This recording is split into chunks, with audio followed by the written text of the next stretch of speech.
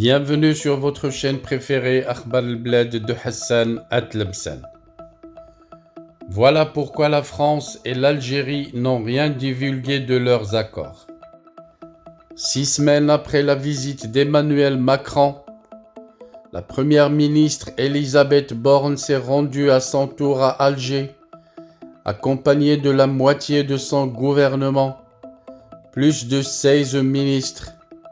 Mais à l'issue de ce déplacement, aucun engagement concret n'a été divulgué. La presse française crie au scandale, mais la première ministre ne répond rien. Je trouve une seule explication à son silence. Il s'agit peut-être d'accords secrets où aucun prix n'a été fixé au gaz qui va être livré à la France en contrepartie de sa complicité avec l'Algérie et le régime militaire de Caporo. Dans le dossier du Sahara marocain, Alger aurait fourni énormément de quantités de gaz en contrepartie du silence de la France au sujet de la reconnaissance de la marocanité du Sahara marocain.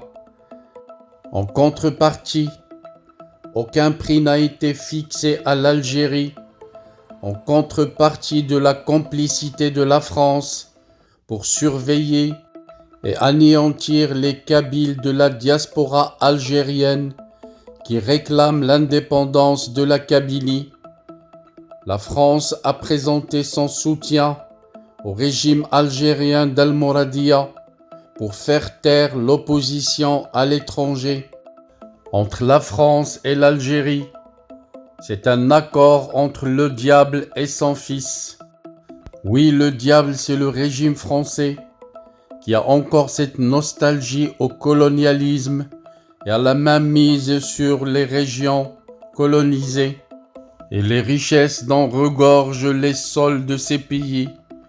Et le diable fils, c'est le régime algérien constitué de caporaux des services secrets français que la France a laissé en Algérie pour garder la mainmise sur les richesses d'Alger et torturer la population d'Algériens, enfants et petits-enfants, des vrais moujahidines poignardés dans le dos par ces caporaux pour s'accaparer le régime et avoir la mainmise sur l'Algérie depuis 1962.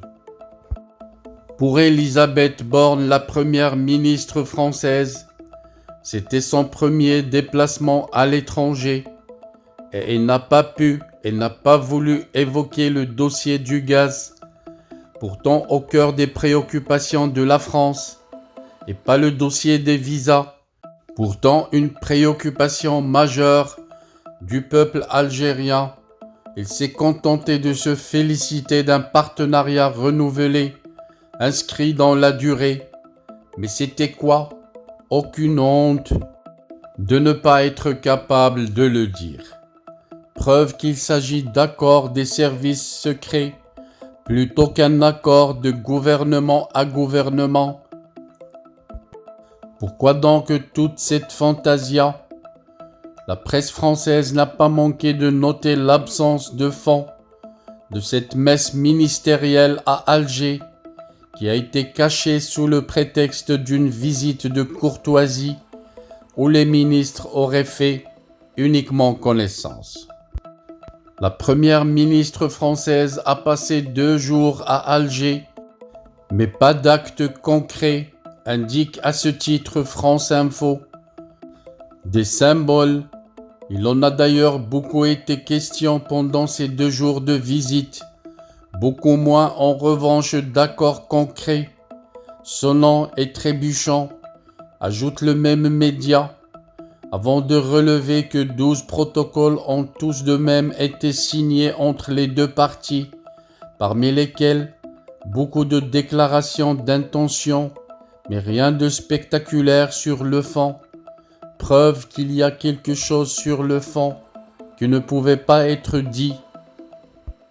Pour France Info, l'objectif de cette visite ministérielle musclée était peut-être de montrer que tout va mieux entre les deux pays, tandis que pour Le Point, cette visite était une opération de séduction tricolore, mais j'ajouterai moi que c'était également une opération de propagande des caporaux de l'Algérie aux yeux du peuple algérien pour montrer que nous avons la France de notre côté. La visite de cette grande délégation ne servirait donc que de geste de communication et d'apaisement de tension. Il reste à voir si ce réchauffement va être traduit par des actions. Mais pour Paris, le chemin reste lent. Oui, il reste lent, car ça ne sera pas facile de perdre un allié si puissant dans la région. Fâcher le Maroc reviendrait à perdre beaucoup de crédibilité en Afrique, mais aussi beaucoup de crédibilité dans le monde arabe, et la facture pour Paris risquerait d'être très lourde, malgré la gratuité du gaz reçu en contrepartie.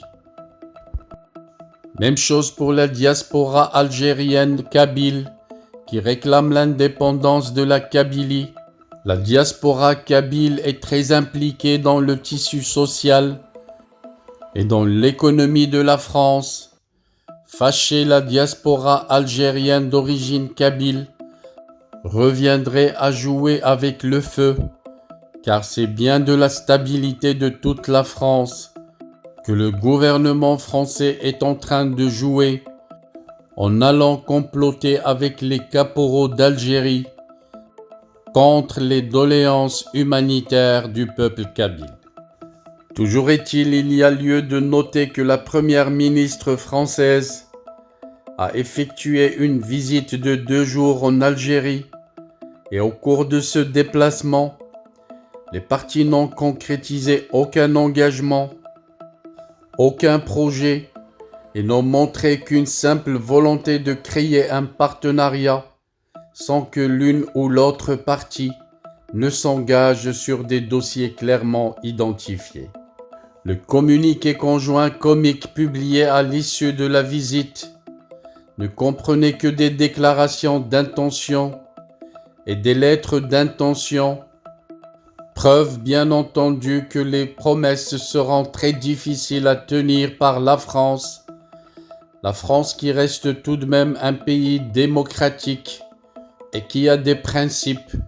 Mais ce n'est pas pour cela que je dis que ça sera difficile de réaliser les promesses, car si la France ne tiendrait pas ses promesses vis-à-vis du caporal d'Algérie, ça serait bien à cause de l'opinion publique qui ne plaisante pas quand ils voient leurs décideurs serrer la main de dictateurs, des tueurs de civils.